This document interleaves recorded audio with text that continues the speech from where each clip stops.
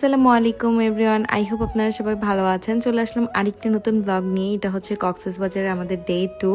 আমি ডে 2তে খুবই সুন্দর একটা ড্রেস পরেছিলাম। এই ড্রেসটা আমি নিয়েছি থাইল্যান্ড হল থেকে। সকাল সকাল ব্রেকফাস্ট করে আমরা রেডি হয়ে একটা চাঁদের গাড়ি নিয়ে এখন আমরা যাব সিটির দিকে, যেহেতু আমরা ইনানি সাইডে ছিলাম। আমরা যেই 3 দিন কক্সবাজারে ছিলাম সেই 3 দিনে আমরা অ্যাঙ্কর ইকো রিসোর্টেই থেকেছি।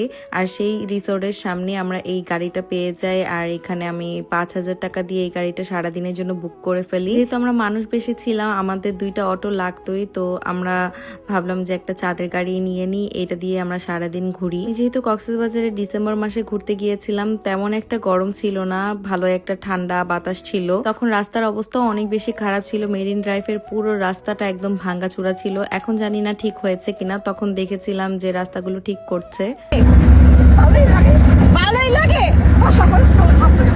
আমার দাদি এত বেশি সহজ সরল, সে একদম বাস্তব কথাই সবসময় বলে। গাইস দেখেন, আমার দাদি হচ্ছে আইসক্রিম খায়। দাদি দেখেন তো কেমন আইসক্রিম খান। আপনার তো দাঁত নাই, আপনি আইসক্রিম খাইতেছেন কেমনে? হ্যাঁ, এই যে আমার নানি আইসক্রিম খায়। তাদের গাড়িটা আমরা সারাদিন নিয়েছিলাম যে বিভিন্ন জায়গায় থেমে থেমে ঘুরবো। তো ফার্স্টে আমরা চলে আসি লাল কাঁকড়ার বিচে। এখানে এসে সবাইকে আগে আইসক্রিম কিনে দিয়েছি। আর এরপরে একটা পেয়ে যাই পিচ্চি একটা ছেলেকে। সে আমার এত সুন্দর সুন্দর ছবি আর ভিডিও তুলে দিয়েছে। বাচ্চাটা এত বেশি ছোট, সে আইফোন সম্পর্কে সবকিছুই জানে। আমি আসলে নিজে এত কিছু জানি না। একটা কিউট বাচ্চাকে পেয়ে গেছি। ও হচ্ছে ক্লাস 2তে পড়ে, কিন্তু ওর ছবি তোলার হাত এত সুন্দর মাশাআল্লাহ। তারা বিচের সাইডেই থাকে, তো সেখানেই মানুষদেরকে ছবি তুলে দিয়ে তারা খুশি করে যেটা টাকা তাকে দিবে, সে সেই টাকাটাই নেয়। আসলে ভাবতাম যখন আমার অনেক অনেক টাকা হবে বা আমি টাকা ইনকাম করব, আমি আমার ফ্যামিলিকে নিয়ে অনেক অনেক জায়গায় ঘুরবো। সবারই আসলে মনের মধ্যে অনেক অনেক স্বপ্ন থাকে, সবারই স্বপ্ন দেখা উচিত। দেখবেন যে আপনার স্বপ্ন একদিন সত্যিই হয়েছে। ট্যুরের টিকিট কাটা থেকে শুরু করে কোথায় কি যাব না যাব, কোথায় কি খাবো, সবকিছুই ম্যানেজমেন্ট আমি নিজে করেছিলাম। ছেলেরা তো বাপমার জন্য অনেক কিছুই করতে পারে, কিন্তু মেয়েরা চাইলেও আসলে করতে পারে না। মনে হয় প্রত্যেকটা মেয়েরই একটা ইনকাম সোর্স থাকা দরকার। সে যেন তার ফ্যামিলির জন্য, তার নিজের জন্য কোনো কিছু একটা করতে পারে, যেন কারো কাছে চেতে না হয়। আমার পেছন থেকে যে মানুষটা সবসময় আমাকে সাপোর্ট করে সেটা হচ্ছে আমার হাজবেন্ড। কথা হচ্ছে আপনার যদি হাজবেন্ড ভালো, তাহলে আপনার সবকিছুই ভালো। এর মধ্যে আমার ড্রেসটাকে আমি আবার চেঞ্জ করে নিয়েছিলাম। আমি এখন পরেছি খুব সুন্দর একটা স্কার্ট আর টপ। এটাও আমি থাইল্যান্ড হল থেকে নিয়েছি। আপনারা ভ্যাকেশনে যেই কোনো আউটফিট থাইল্যান্ড হলে পেয়ে যাবেন, অনেক সুন্দর সুন্দর। ঘুরতে ঘুরতে সবার অনেক বেশি ক্ষুধা লেগে গিয়েছিল। আমরা দুপুরে খাবার খেতে চলে এসেছিলাম আলগোনিতে। এখানে খাওয়ার জন্য সবাই আমাকে অনেক বেশি সাজেস্ট করেছিল যে এখানকার খাবার অনেক বেশি ভালো। আর আসলে এখানকার খাবার অনেক বেশি ভালো ছিল।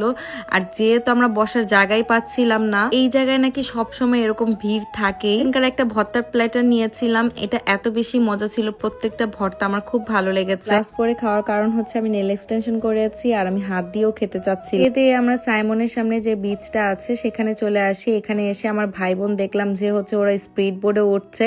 ওদের উঠা দেখে আমার নিজেরও খুব উঠতে ইচ্ছে হয়েছে। এন্ড সমুদ্রের মাঝখানে যে আমি কি ভয়টা পেয়েছি। সমুদ্রের মাঝখানে পানির কালারটা একদম নীল ছিল, খুবই ভালো লাগছিল। ফার্স্টের বার আমার ছোট খালাতো ভাইকে নিয়ে উঠেছি, সেকেন্ড বার আমি আবার উঠেছি আমার ভাইয়ের সাথে। বাংলাদেশে যে ফ্যামিলির সাথে খুব সুন্দর সুন্দর সময় কাটিয়েছি, এগুলো এখন মেমোরি, এগুলো দেখতে এখন খুবই ভালো লাগে। এখন সন্ধ্যা হয়ে যায়, আমরা চলে আসি লাবণী বিচের সামনে। এখানে যে পার্লের দোকানগুলো আছে, এত সুন্দর সুন্দর গলার সেট পাওয়া যায়। পার্লের এই সেটটা পরার পর এত বেশি সুন্দর লাগছিল গলায়, মনে হলো যে শাড়ির সাথে পরলে অনেক ভালো লাগবে। আমি অনেকগুলো মালা কিনেছিলাম। এই যে এই ভাইয়াটাকে চিনে রাখেন, ওনার দোকান থেকেই নিয়েছি।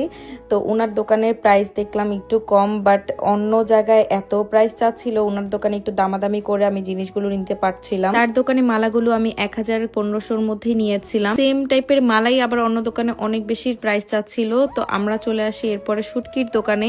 এখানে আম্মুরা সবাই মিলে শুটকি কিনছিল, তো আমিও ভাবলাম যে জাপানে আমি কিছু শুটকি কিনে নিয়ে যাই। এর মধ্যে চাপা শুটকি আর লইটা শুটকি আমার পছন্দ। সারাদিন ঘোরাঘুরি করার পর আবার সবার ক্ষুধা লেগে যায়। আমরা হচ্ছে ডিনার করার জন্য আমাদের রিসোর্টের সাইডেই যে ওশেন কিচেন ছিল, তো সেখানে আমরা চলে আসি। এদিন আবার আমার খালাতো ভাইয়ের জন্মদিন ছিল, তো ওর জন্য একটা কেক অ্যারেঞ্জ করেছিলাম সেই রেস্টুরেন্ট থেকেই। সে অনেক বেশি খুশি হয়েছে, তার জন্য আমরা কেক এনেছিলাম। তুমি যে আমার সব মালাগুলো আমি বের করেছি, দেখেন কতগুলো মালা আমি কিনেছি। আমি মনে করেন 15 কি 16,000 টাকার মনে হয় মালাই কিনেছি সেদিন। আজকের ব্লগটি এখানে শেষ করছি। দেখা হচ্ছে লাস্ট কক্সবাজার ব্লগে। সবাই সেই পর্যন্ত ভালো থাকবেন, সুস্থ থাকবেন। আল্লাহ হাফিজ। আর অবশ্যই কিন্তু আমার পেজে একটা লাইক এন্ড ফলো করতে কিন্তু ভুলবেন না।